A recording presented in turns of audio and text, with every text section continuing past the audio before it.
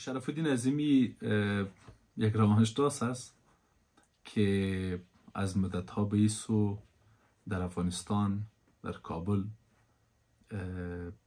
دو وظیفه را حداقل زیاد درش مصروف بود یا به انجام رساند یا پیش میبره. یک تدریس و دوم هم درمان.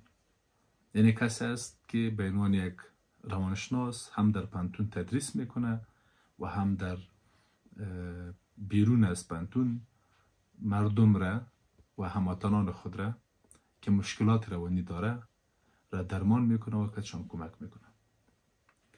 و ای که ما در کابل تولد شدیم، مکتب را فارغ از لیسه عالی نادریه شدم، ولی یکی دو سه سال در مکتبای دیگه کابل هم درس خواندیم و پیش رفتیم. پوهنتون را رشته روانشناسی را خواندم.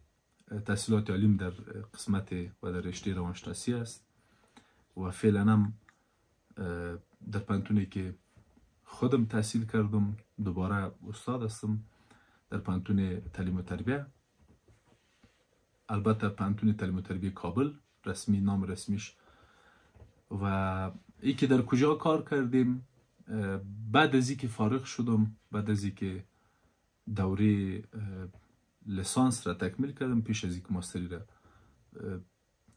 دنبال کنم، در اکادمی علوم افغانستان کار کردم 1.5 سال و به شکل علمی، البته در یک نهاد علمی که ما کار کردیم اکادمی علوم افغانستان بود. بعد از اکادمی علوم افغانستان آمدم به پانتون و تا الحال و تا فعلا در پانتون تدریس میکنم و اینا وظایف رسمی و دولتیم بوده، ولی در کنارش در نهادهای گوناگون در رسانه ها و در جاهای زیادی فعلا هم کار میکنم و قبلا هم کار میکردم و در آینده هم شاید کار کنم.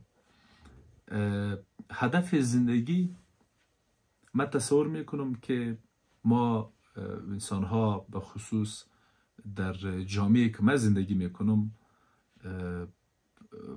هدف ما ای است که در قدم اول خود، بعد برای خانواده و بعد برای هموطنان ما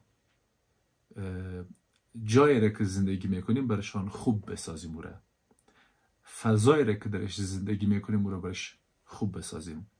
وضعیتی را که بقیه انسانهای دنیا برای خود و زندگی و هموطنان خود ایجاد کرده، ما هم در تلاشی هستیم که روزی بتانیم حالتی را و وضعیت را به وجود بیاریم از لحاظ معنوی و اجتماعی که در او وضعیت ما و اعضای هموطنان ما، اعضای خانواده ما و بقیه انسان ها هم خوش بگذرانه و آرام باشه و راحت باشه. ای که موفقیت چی است؟ موفقیت از نظر من یک مفهوم بسیار پیچیده است، بسیار متفاوت است تعریفات برش و نمیشه برش یک تعریف مشخص داد، ولی میتونیم بگوییم که حداقل کوتاه تا سرمی هم بزیاد باور ندارم که چقدر میتونه احساس واقعی ما را انتقال بده. یک حسی است و یا بگوییم احساسی است که ما و تصور ما در قبالش تصور خوب است. یعنی ما به دنبال یک حس خوب که او را به دست بیاریم، او را داشته باشیم. این حس خوبی را که شما بعد از یک کار، یک فعالیت میتونیم بر خود بتین، این میشه گفت که موفقیت. حالا ای که احمد چی را میخواه و چی برش حس خوب میته و محمود چی میخواه و برش چی حس خوب میته فرق میکنه. من تصور میکنم که اگر آدمی میخواه که موفق باشه، باید روی تحصیلات، روی تعلیم، روی آموزش و روی پیدا کردن ورژن خود کوشش کنه. این به نظر من میتونه زیاد ما را موفق بسازه، خوش بسازه و به موفقیت نزدیک بسازه. اینا فکر میکنم که وسیله و مورد خوبی است و میتونه به ما کمک بکنه و به ما همکاری بکنه که ما امو حس را که قبلا گفتم را داشته باشیم.